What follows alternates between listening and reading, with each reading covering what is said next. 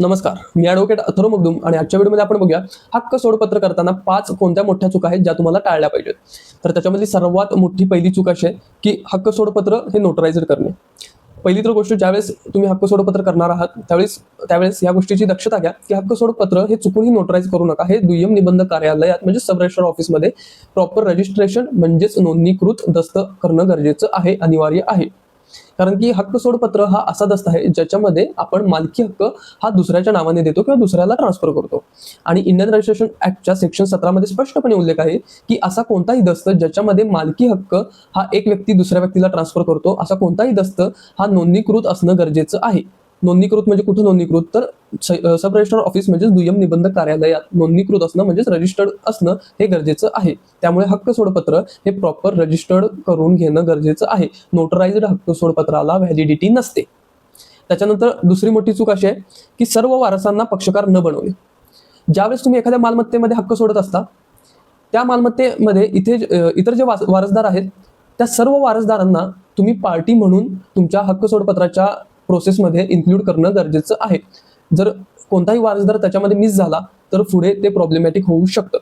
त्यामुळे ज्या मालमत्तेमध्ये तुम्ही हक्क सोडत आहात त्या मालमत्तेमध्ये जे इतर सर्व वारसदार आहेत त्या सर्व वारसदारांना तुमच्या हक्क सोडपत्र प्रोसेसमध्ये इन्क्लूड करा.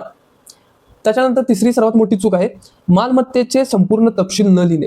ज्यावेळेस तुम्ही हक्क सोडपत्राचं ड्राफ्टिंग करत आहात, ज्यावेळेस तुम्ही हक्क सोडपत्र तयार करत असता, त्यावेळेस ज्या मालमत्तेमध्ये तुम्ही हक्क सोडत आहात त्या मालमत्तेचं प्रॉपर वर्णन त्या ड्राफ्टिंगमध्ये असणं गरजेचं आहे. प्रॉपर वर्णन म्हणजेच त्या मालमत्तेचा गट नंबर, त्याच्या चतुर्सीमा, इतर सर्व ज्या गोष्टी आहेत, मालमत्तेचा प्रॉपर ॲड्रेस वगैरे ह्या सर्व गोष्टी तुम्हाला हक्क सोडपत्र या दस्तामध्ये म्हणजे ह्या ड्राफ्टिंगमध्ये प्रॉपर इन्क्लूड करणं गरजेचं आहे.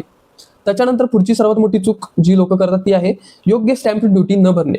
आता हक्क सोडपत्र करताना स्टॅम्प ड्युटी किती लागते? जर रक्तातलं नातं असेल तर नॉमिनल स्टॅम्प ड्युटी लागते म्हणजे 700 रुपये, 500 ते 700 रुपये. आणि जर रक्ताबाहेरचं नातं असेल तर तुमची जी मालमत्ता आहे त्याची रेडी रेकरोनर रेटनुसार जी काय व्हॅल्युएशन ठरते त्या व्हॅल्युएशनच्या 5% ही स्टॅम्प ड्युटी लागते.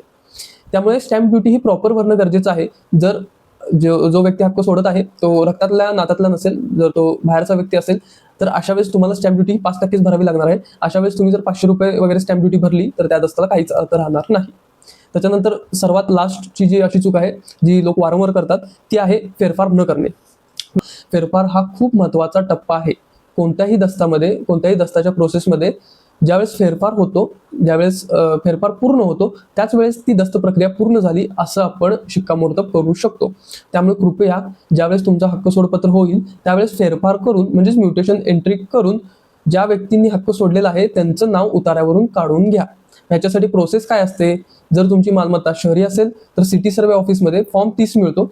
तर त्या फॉर्म 30ला ज्यावेळेस तुमचा दस्त झालेला असतो त्यावेळेस तुम्हाला इंडेक्स 2 मिळालेला असतो. दस्त झाल्यानंतर, दस्ताची प्रक्रिया पूर्ण झाल्यानंतर दुय्यम निबंधक कार्यालयातून तुम्हाला इंडेक्स 2 मिळतो. तर त्या फॉर्म 30ला इंडेक्स 2 जोडून सिटी सर्वे ऑफिसमध्ये तो जमा करायचा आहे. त्याच्यानंतर एक 10 ते 15 दिवसात तुमचं म्हणजे ज्या व्यक्तींनी हक्क सोडलेला आहे त्यांचं नाव सिटी सर्वे उतार्यावरून काढण्यात येतं.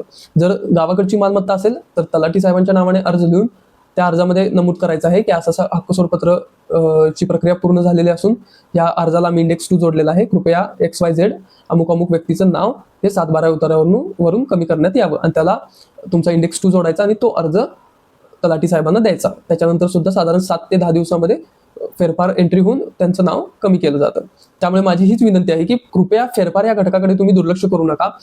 ज्यावेळेस तुमचा दस्त पूर्ण होईल त्यावेळेस लवकरात लवकर फेरफारची प्रक्रिया पूर्ण करून घेणं हीच तुमची जबाबदारी आहे. तर आजच्या व्हिडिओमध्ये आपण हक्क सोडपत्र संदर्भात ज्या 5 मोठ्या चुका होतात जी लोक वारंवार करतात त्यांच्याबद्दल आपण आढावा घेतला.